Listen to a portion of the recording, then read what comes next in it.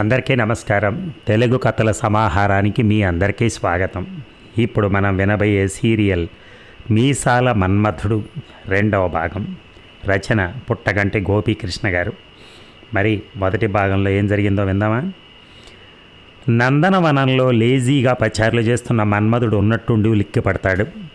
ఏమైంది స్వామి అని అడుగుతుంది రతీదేవి. ఓ భక్తుడు తన కూతురికి మన్మథుడు లాంటి వరుడు కావాలని, అతనికి మీసాలుండాలని కోరిక కోరాడని చెప్తాడు మన్మథుడు. అసలు ఆ అమ్మాయికి ఎవరు వరుడవుతాడో కనుక్కుని వారిద్దరిని కలిపి ఏర్పాటు చేద్దామని బ్రహ్మలోకానికి వెళ్తారు రతి మన్మథులు. మీసాలుంటే నాకు అసహ్యం, మీసాలున్న వాడిని చేసుకోను అని తన కొలీగ్ రమ్యతో అంటుంది సమీర. అందగాడైన కార్తీక్ తన మీసం అద్దంలో చూసుకుని గర్వంగా ఫీల్ అవుతూ ఉంటాడు. వీరిద్దరినీ గమనిస్తున్న రతి మన్మథులు మనం కలపవలసింది వీరిద్దరినే అనుకుంటారు. అమీర్పేట సిగ్నల్ దగ్గర రెడ్ లైట్ పడటంతో తన బైక్ను ఆపుతాడు కార్తీక్. అంతలో ఒక కారు వచ్చి ఆగుతుంది.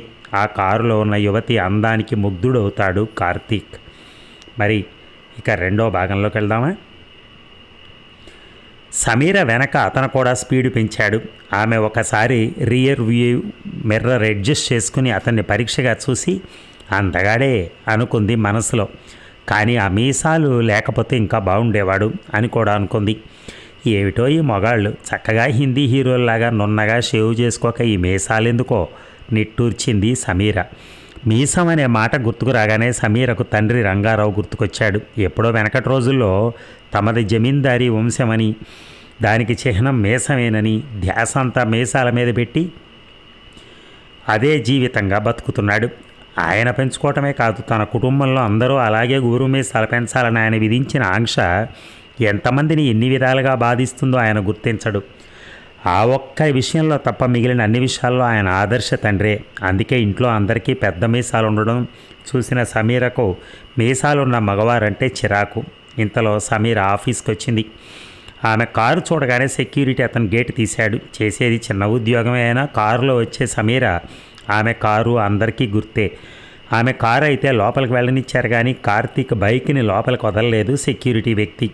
రకరకాలుగా ప్రయత్నించి సెక్యూరిటీ వాడిని ఇంప్రెస్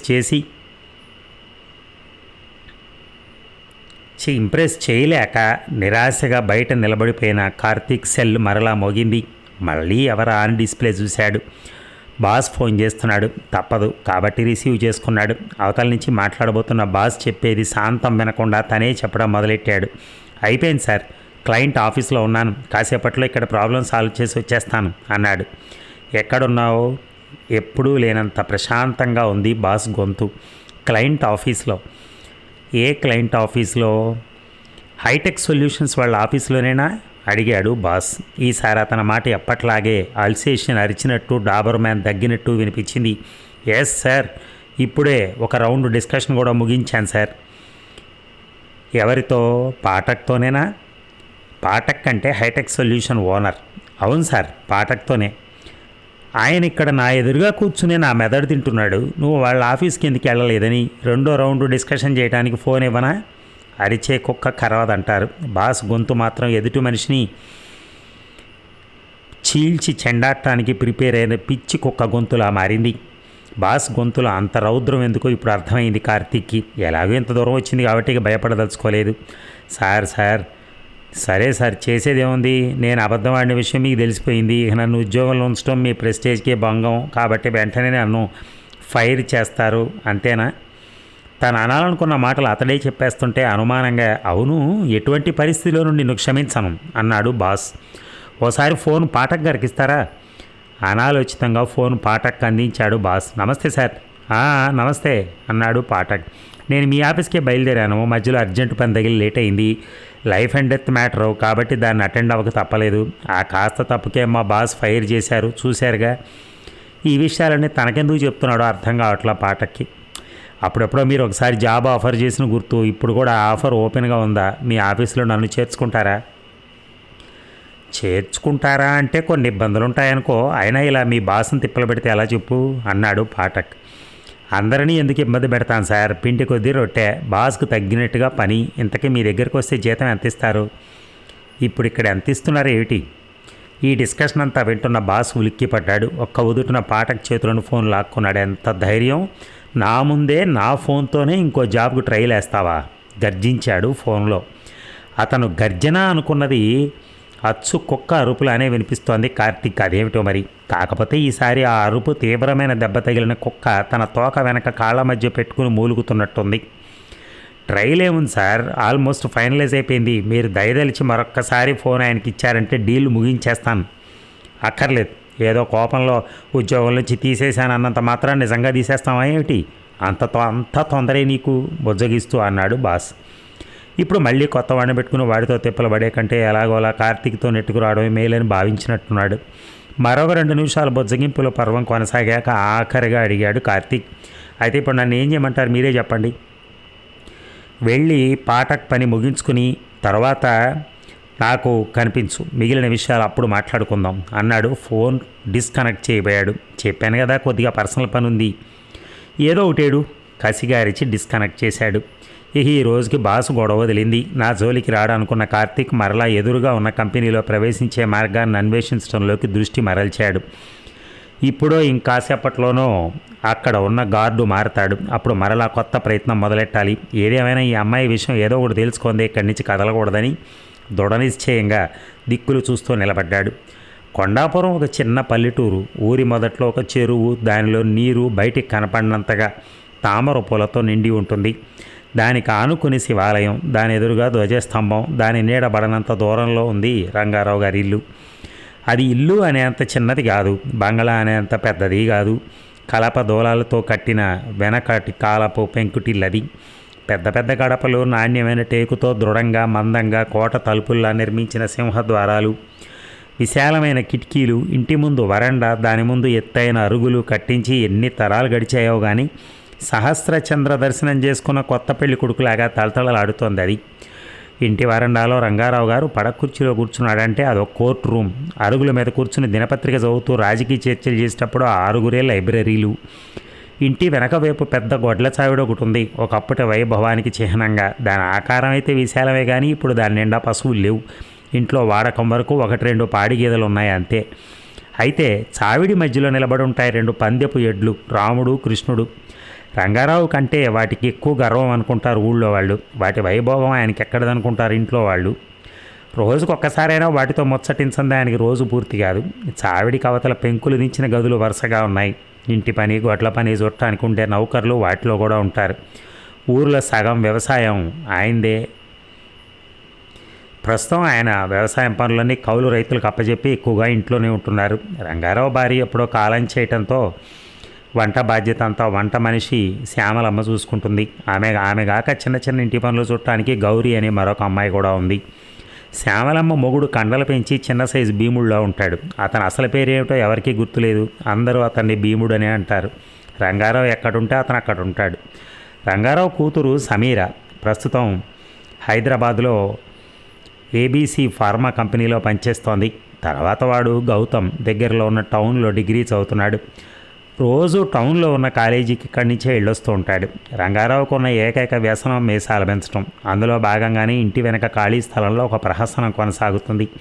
చెక్క కుర్చీలో నిండుగా కూర్చునున్నాడు రంగారావు. ఆయన తల తప్ప మిగిలిన శరీరం అంతా కవర్ అయ్యేలా ఒక తెల్లని గుడ్డ కప్పి తన పని తాను చేసుకుపోతున్నాడు మల్లేష్. వీరితో పాటు టైగర్ కూడా అక్కడే పడుకుని జరిగే తంతునంతా నిర్వికారంగా చూస్తోంది. పేరు కుక్కే కానీ రంగారావు దాని ఇంట్లో మెంబర్లాగానే చూసుకుంటారు. అయితే దానికి బద్ధకం ఎక్కువ. ఆఖరికి అరవటానికి తోకోపటానికి కూడా మొహమాట పడుతూ ఉంటుంది. అలవాటైన పని కావడంతో రొటీన్గా చేసుకుపోతున్నాడు మల్లేష్. ముందుగా సీసాలోని కొబ్బరి నూనె తీసి రంగారావు మీసాలకు పట్టించాడు. తర్వాత వాటిని పట్టుకుని సుతారంగా లాగడం మొదలెట్టాడు. నెమ్మదిగా రే, నీ లాగుడికి 1-2 వెంట్రుకలు రోజూ ఊడుతున్నాయి, కళ్ళు మూసుకుని తన్మయత్వంగా అన్నాడు రంగారావు. అప్పటికే ఊడి చేతిలోకి వచ్చిన వెంట్రుకల్ని చటుక్కున దాచేశాడు మల్లేష్. 2 ఊడితే 4 మొలుస్తాయి దొరా, నాకు ఈ పని ఇవ్వాల్టదా, అలవాటైపోలా. అతను చేసిన పని గమనించినట్టుగా సన్నగా మొరిగింది గమనించినట్టుగా టైగర్. మల్లేష్ దానివైపు తిరిగి దండం పెట్టడంతో అది ఊరుకుంది. అదేరా నా బాధ, పని అలవాటై ధ్యాస తగ్గిపోతుంది. తన పని కంటిన్యూ చేస్తున్న మల్లేష్కి ఇంటి ఆవరణలోకి వస్తున్న ఎర్రప్ప కనిపించాడు. అదేం లేదు దొరా, నా ధ్యాస అంతా మీ మీదే ఉంటుంది అంటూ చెవి దగ్గర గుసగుసగా ఎర్రప్ప వస్తున్నాడు దొరా, ఏదో బాధలు చెప్పుకుని కౌలు డబ్బులు ఎగనాం పెడతాడు, నమ్మకండి అన్నాడు. ఇక కండువా తీసి నడుముకు కట్టుకుని వంగి వంగి దండాలు పెడుతూ వచ్చాడు ఎర్రప్ప. రావడమే తన బాధల చిట్ట వెలికి తీశాడు అతను. ఈలోపు మీసాల మాలిష్ ముగించిన మల్లేష్ ఎక్కడైనా తెల్ల వెంట్రుకలు ఉన్నాయేమో చూసి వాటికి నల్ల రంగు టచ్అప్ చేశాడు. అయిపోయింది ద్వారా, మీరు వెళ్ళి స్నానం చేసి వస్తే మిగతా పని చేస్తానన్నాడు. రంగారావు కుర్చీలోంచి లేచాడు. ఎర్రప్ప కంగారుగా, అయ్యా నా సంగతి గమనించండి అయ్యా, ఈ 7 కవులు డబ్బులు ఇలేనయ్యా విలవిల్లాడుతూ దారికి అడ్డొచ్చాడు. సర్లే చూద్దాంలేరా, ఎవరూ డబ్బులు ఇవ్వలేనంటే మేం మాత్రం బతికేది ఎట్లా? లోపలికి వెళ్ళబోతూ ఇంతకీ మీసాలు ఎట్టున్నాయిరా అడిగాడు రంగారావు. బాగున్నాయి దొర. ఉత్తిగా బాగుండడమేనా, వాటిలో ఏం విశేషం కనపట్లేదా నీకు అడిగాడు రంగారావు. వాటి సంగతి నాకేం తెలుసు దొర, నా బాధలో నేనున్నాను, కౌలు డబ్బు మాఫీ చేసి నన్ను కనికరించండి దొర బతిమాలుకున్నాడు ఎర్రప్ప. పిచ్చి నాయాల మనసులో అనుకున్నాడు మల్లేష్. మేసాలను పొగట్టడం రాదు కానీ రంగారావు గారి దగ్గర పని చేయించుకోవడానికి తయారయ్యాడు. ఈడి పనిగా అయినట్టే. గుమస్తాను అడుగు, ఈ వ్యవహారాలను అతనికి అప్పచెప్పాను విసుగ్గా అన్నాడు రంగారావు. అడిగాను దొర, 5,000 తగ్గించి కట్టమన్నారు. అయితే ఇంకా నేను చెప్పేదేముంది, అదే చెయ్యి అని స్నానాల గదివైపు వెళ్ళిపోయాడు రంగారావు. ఎర్రప్ప నీరసంగా వెనుదిరిగాడు. రంగారావు స్నానం చేసి మెరిసిపోయే తెల్లటి లాల్చీ పంచా కట్టి పైకి కనిపించేలా పులిగోరు పెట్టి మరలా వచ్చి కుర్చీలో కూర్చున్నాడు. శ్యామలమ్మ 2 గ్లాసుల్లో కాఫీ పంపింది. పెద్ద గ్లాసు రంగారావుకి ఇచ్చి చిన్న గ్లాసు మల్లేష్కి ఇచ్చింది పనమ్మాయి గౌరీ. ఏంటి గౌరీ, కాఫీ ఇంత తీయగా ఉన్నాయేమిటి, ఏం కలిపావేమిటి ముసిముసి నవ్వులు నవ్వుతూ అన్నాడు మల్లేష్. కొరకొర చూస్తూ, వీడి భోగం ఎక్కువైపోతుంది, భీముడు అన్నతో చెప్పి కట్ చేయించాలి అనుకుంటూ వెనుదిరిగింది గౌరీ. మధ్యలో దొరికిన విరామంలో సంపెంగ నూనెలో అత్తరు కలిపిన మిశ్రమాన్ని తయారు చేశాడు మల్లేష్. కాఫీల కార్యక్రమం ముగియటంతో తయారు చేసిన మిశ్రమాన్ని మీసాలకు పట్టించే పని మొదలెట్టాడు మల్లేష్. ఇంతలో శేషాచారి వచ్చాడు. రావటమే ఆహా ఏమి వైభోగం, ఏం వైభోగం అంటూ భజన మొదలెట్టాడు. అయ్యా, అలనాడు శ్రీకృష్ణదేవరాయలకు ఉన్నాయని విన్నాం కానీ ఆజాద్ భగత్ సింగ్లకు ఉన్నాయని ఫోటోల్లో చూసాం. ప్రస్తుతం బాపినీటి గారి మీసాల గురించి చర్చ ఆలకించాం. కానీ దేవరా, అవన్నీ కలిపిన మీ మీసాలంత ఉండవే. మీతో పాటు ఈ ఊరిలో పుట్టడంతో నా జన్మ ధన్యమైంది అంటూ ఎత్తుకున్నాడు. రంగారావుకి ఎంత వద్దనుకున్నా ఇలాంటి స్తోత్రాలు వింటుంటే వీణుల విందుగా ఉంటుంది. ఈ వేళవీడి పంట పండింది పో అనుకున్నాడు మల్లేష్ తన పని ముగించి బయలుదేరుతూ. అంతటితో ఆగలేదు శేషాచారి. అయ్యా, ఒకసారి ఈ నిమ్మకాయ మీ మీసం మీద నిలబెడితే చూడాలనుందయ్యా అంటూ ఒక నిమ్మకాయ జేబులోంచి తీశాడు. అది ఎంత చిన్నగా ఉందంటే చిన్నపిల్లలు ఆడుకునే గోళీ సైజులో ఉంది. దాన్ని చేతుల్లోకి తీసుకుని చలాకీగా తన మీసాల మీద నిలబెట్టేశాడు రంగారావు సులువుగా.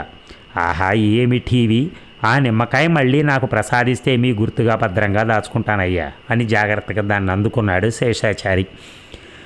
మరీ ఇంత చిన్న నిమ్మకాయ తెచ్చావేంటి చారి అసంతృప్తిగా అన్నాడు రంగారావు. ఏం చేయమంటారు రంగారావు గారు, ఈ 7 నిమ్మకాయ సైజు ఇంతకంటే రాలా, అప్పటికే ఏరి తెచ్చాను అన్నాడు శేషాచారి. అవునా, పంట మరీ అంత దెబ్బతిందా? అవునండి, ఒకప్పుడు కోడిగుడ్డు సైజు ఉండే నిమ్మకాయ ఇప్పుడు బల్లిగుడ్డుకి కాకిగుడ్డుకి మధ్యస్థంగా తయారైంది. అది కూడా కొనేవాడు ఎవడున్నాడండి? ఈ నిమ్మకాయల మీద ఆధారపడినప్పటి నుంచి మరీ ఇల్లు గడవడం కూడా కష్టంగా ఉందండి ఫేసు దీనంగా పెట్టి అన్నాడు. సర్లే, గుమస్తాతో చెప్పి నేను ఏదో ఒకటి ఏర్పాటు చేస్తాలే అని ఇచ్చిన హామీతో శేషాచారి ఆనందంగా బయటికెళ్ళాడు. ఇంతలో శ్యామలమ్మ టిఫిన్ తయారు చేయడం పూర్తయింది. అయ్యగారు లోపలికి రండి, టిఫిన్ చేద్దురు కానీ అన్న శ్యామలమ్మ పిలుపుతో రంగారావు లోపలికి నడిచాడు. డైనింగ్ టేబుల్ దగ్గర అప్పటికే కూర్చుని ఉన్నాడు గౌతమ్. కాలేజ్ టైం అయిపోవడంతో ఆదరాబాదరాగా తింటున్నాడు. తను కూడా కూర్చుని తినటం మొదలెట్టాడు రంగారావు. గౌతమ్ సమీర కంటే చిన్నవాడవటం, ఇంకా మీసాలు పూర్తిగా వచ్చే వయసు కాకపోవడంతో అతను తండ్రికి తెలియకుండా మీసాలు ట్రిమ్ చేసుకుంటున్నాడు. తండ్రి సూటిగా తనను చూస్తే ఆ విషయం బయటపడుతుందేమని భయంతో తల వంచుకుని గబగబా తింటున్నాడు. అందుకే తండ్రి మామూలుగా చూస్తున్నా తన మీసాలనే పరిశీలిస్తున్నట్టు అనిపిస్తోంది గౌతమ్కి. ఒకసారి అక్కకు పెళ్ళయి మీసాల బావ దొరికితే ఆ తర్వాతకి నా పని పడతాడు అనుకున్నాడు అతను. అక్క ఫోన్ చేసిందంటరా అడిగాడు రంగారావు. చేసింది. ఎప్పుడొస్తుందంట? ఆ విషయం ఏం చెప్పలేదు నిట్టూర్చాడు రంగారావు. మనం హాయిగా ఉన్నాం, ఇంటికి ఉన్న ఒక్కగానొక్క ఆడపిల్ల అక్కడెక్కడో హైదరాబాద్ పోయి అక్కడ ఉద్యోగం చేయడం ఎందుకో అర్థం కాదు అన్నాడు ఆయన. రోజు ఒకసారైనా ఆయన ఆ మాట అనకుండా ఉండడు. పెళ్ళయ్యేవరకే కదా ఏం చేసినా, తర్వాత ఉద్యోగం చేయటం కుదురుతుందో కుదరదో, అప్పటి వరకు అక్క ఇష్టం వచ్చినట్టు ఉండనివ్వండి గొణుగుతున్నట్టు అని బయటికి వెళ్ళిపోయాడు గౌతమ్. ఇంతలో లోపల ఫోన్ మోగింది. శ్యామలమ్మ ఫోన్ చూడు కేకేశాడు రంగారావు. శ్యామలమ్మ మాట్లాడొచ్చింది. ఫోన్ ఎక్కడి నుంచి? పేరి శాస్త్రి గారయ్యా, కాసేపట్లో వస్తున్నారంట, మిమ్మల్ని ఇంట్లోనే ఉండమని చెప్పమన్నారు.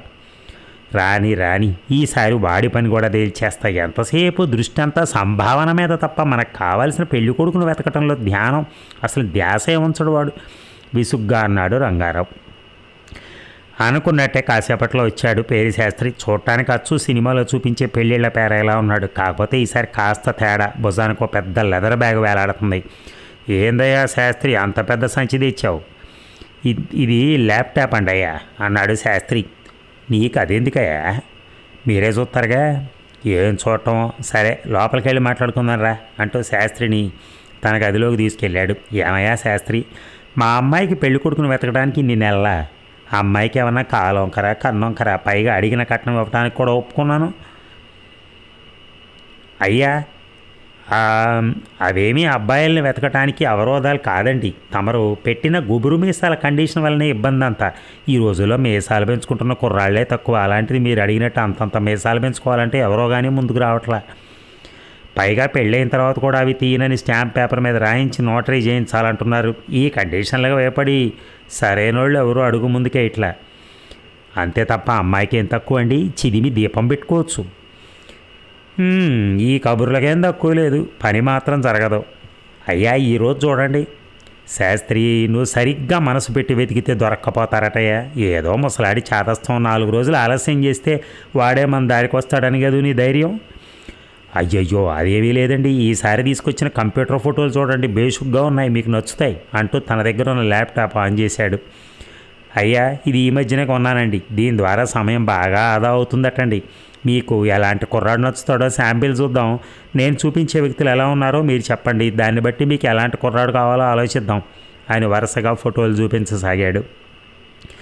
ముందుగా షారూక్, అమీర్, సల్మాన్ ఫోటోలు వరుసగా వచ్చాయి. నచ్చనట్టుగా వికారంగా మొహం పెట్టాడు రంగారావు. తర్వాత హృతిక్ రోషన్, అక్షయ్, రణబీర్ ఫోటోలు ప్రత్యక్షమయ్యాయి. ఏటి శాస్త్రి, పేడి మఠం మెంబర్లాగా ఏమిటి వీళ్ళంతా? ఒక్కడికి మూతి మీద వెంట్రుక మొక్కలేదు. ఎందుకేళ్ళ ఫోటోలు నాకు చూపించడం దండగా? శాస్త్రి చిన్నగా నిట్టూర్చి సరే ఇవి చూడండి అంటూ మహేష్, ఎన్టీఆర్, ప్రభాస్, చరణ్, అర్జున్ ఫోటోలు చూపించాడు. మొదటిసారిగా రంగారావు మొహంలో కాస్త కుతూహలం. అయ్యా వీళ్ళు ఎలా ఉన్నారు? ఏదో పర్లేదు కానీ మరీ పొదుపు అంతా మీసాల దగ్గరేనా పొదుపు కూడా? ఇంకాస్త దట్టంగా గూబురుగా పెంచితే వెళ్ళి సొమ్మేం పోయిందంట. పోనీ మన కండిషన్ల ప్రకారం మీసాలు పెంచడానికి ఒప్పుకుని నోటరీ చేయించిస్తారా అడిగాడు రంగారావు. కుదరదులేండి, వాళ్ళు ఏదో సినిమాల్లో వేషాలు వేసుకుని జీవనం సాగిస్తున్నారు. వాళ్ళ మా నాన్న వాళ్ళని వదిలేయండి. అగ్రిమెంట్లు, నోటరీలు అంటే వాళ్ళు భయపడిపోతారు. వీళ్ళని చూడండి, లేటెస్ట్ ఎడిషన్ అంటూ ఇంకొన్ని ఫోటోలు చూపించడం మొదలెట్టాడు.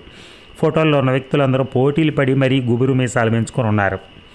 వరుసగా ఒక్కొక్క ఫోటో చూస్తున్న కొద్దీ రంగారావు మొహం ఆనందంతో వెలిగిపోతుంది. ఆహా, ఒక్కరిని మించి ఒకరు దివ్యంగా ఉన్నారా? వారి మీసాలు చూడు, నా మీసాలనే తలదన్నేటట్టున్నాయి. మరి ఇన్నాళ్ళు వీళ్ళ ఫోటోలు నాకు ఎందుకు చూపించలేదా నువ్వు? నిష్ఠూరంగా అడిగాడు రంగారావు. మా అన్న కొడుకు ఈ మధ్య చర్లపల్లి జైలుకి జైలర్గా వచ్చాడండి. కాకపోతే ఈ ఫోటోలు ఇప్పుడు కూడా దొరికేవి కావు. లేకపోతే ఏమిటి, చర్లపల్లి జైలరు ఫోటోలు ఇప్పించాడా అనుమానంగా అడిగాడు రంగారావు. అదండి మరి ఈ భాగం బాగుంది కదా భాగం. థ్యాంక్ యూ, మళ్ళీ రేపు కలుద్దాం.